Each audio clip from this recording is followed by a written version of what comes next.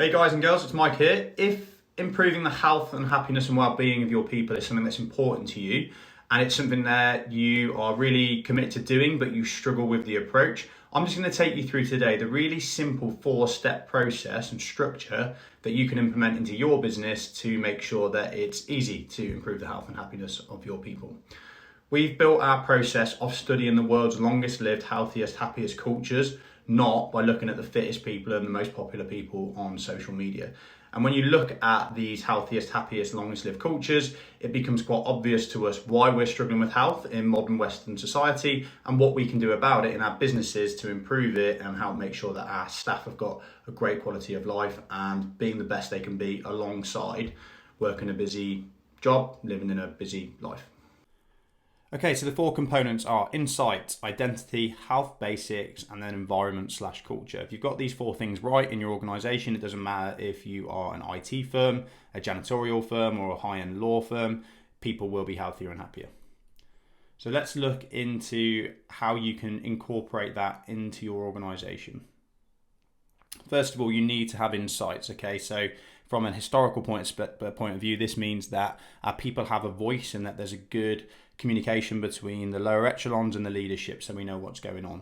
In a business, that essentially means that we survey our people and we ask them how they're feeling, we ask them what's going on with them, we ask them the right questions around their health and their happiness, and we also ask them if there's things that they think that we need to do to improve.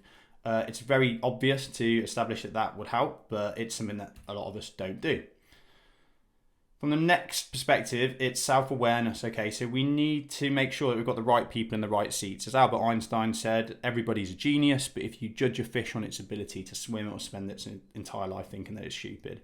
If you've got people at your work who are doing jobs that just aren't aligned to their motivators and aren't aligned to their strengths, or they're going about it in a way that isn't aligned to them, they're never going to feel happy no matter how much training you're giving them. So make sure that you understand your people, make sure that you're providing a process for people to understand themselves, and make sure you've got the right people in the right seats. Next, then, we've got health, well-being, so the health basics. And this is where most people focus because this is where the symptoms arise. We get bad backs, we get stressed, okay? So a lot of the problems that we face would actually be addressed here because a lot of mental health issues come about because people are just in a job where they're not aligned to who they are and they're getting burnt out and stressed out. Not all the answers, but some. But this is where we tend to focus a lot of our effort, and we go about this wrong as well. So what we need to provide our people with is the health basics, okay? We don't need to teach our people how to be super fit. We don't need to give them gym memberships. We need to teach them how to maintain good joint health in their bodies and how to keep their heart and lungs healthy with a daily activity target of steps. It doesn't need to be any more complex than that. Yes, if somebody wants to be super fit, then there's extra levels, but for most people, they just want to be healthy, and we need to keep it at that basic level. Same with nutrition. We just need to teach people the basics of good nutrition because in modern life, we don't need to do that anymore. We've got lots of processed food available to us. We're busy. We don't put enough time around food. Same with sleep and the same with our minds. Okay, so we need to understand the basics of mindfulness and how to switch off. And basically with the mind stuff, it's about giving ourselves set time to not be busy. People love working. People enjoy doing their jobs a lot of the time, and that means they're very willing to work too much and burn out. Okay, so if we don't put any structure around that, historically that wasn't an option. We had to take time off. We couldn't just work all the time. We had to sleep when the sun went down. We had to spend time with our families and socialise. And now we don't have to do that, and it's something that we have to consciously put into place. So we need to make sure we've got the systems in place and the training in our workplace to encourage our people to do that, no matter what industry we're in. The key thing here is focusing on the basics. Like I said, if you provide your people with the basics and how to be healthy, the training around that, you're giving them a huge advantage in life. If you don't, there's a high likelihood that they won't look after it. And then the next piece is environment and culture. And this is a 2-step phase. Number 1 is making sure that we're continually developing our people. And that's not just by talking to them professionally, but asking them about their personal goals in life and ensuring that we've got good lines of communication and a good relationship between our management and our people. We like this 3-step process that we've got over here, which encourages the PDP process, the check-in process, to be focused around personal life and goals as well as professional development. If you're asking people about what they want to achieve in their personal lives and showing an interest in them, the levels of engagement and loyalty are going to go through the roof. And then within that environment and culture piece as well is making sure that we've got an environment that supports health, a health bias culture, a happiness bias culture.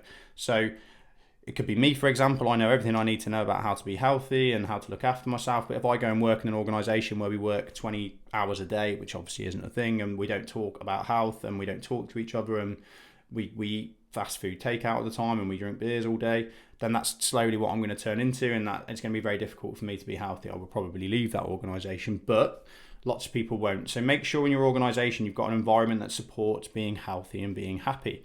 This could be, we encourage to do challenges, monthly challenges throughout the year that are focused around building health habits. The world's longest lived, healthiest, happiest people didn't go to gyms, didn't live on diet plans, didn't have to force being healthy. They were healthy because their environment supported it. They had healthy food around them. They had a good community of people that supported each other.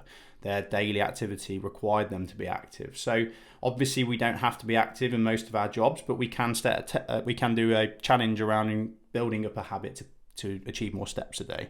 It's all around the habit piece. With a process like this in place, which we need to have, people might look at this and think it's a nicety, but we need to have this because these components that are essential to be healthy, not niceties, are no longer required by life. That's what we just talked about here. The world's longest lived, it's included in their life. For most of us, it's not. So we need to make sure that in our businesses and in our personal lives, we're making it habitual that these things are being included, because if we don't, people are probably going to work too much, not look after themselves, burn out, and that's no good for anybody or any business or any personal life.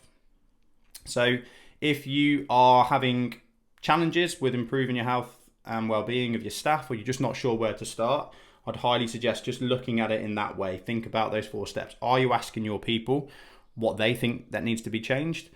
Have you got the right people in the right seats? Have you got a process to identify strengths, motivators, core values of each individual? Are you providing your people with the basics in how to be healthy? Not a gym membership, not rewards boxes, but basic training, how to eat a good diet, how to be active, how to look after your body, how to sleep enough, and how to give yourself enough time to switch off. And have you got an environment and culture that makes this a priority and that actually encourages this alongside work? Start with that, and if you start just improving each one of those areas just a little bit, you will see huge shifts in the way that your people feel at work and how your organisation functions. Any questions? Give me a shout.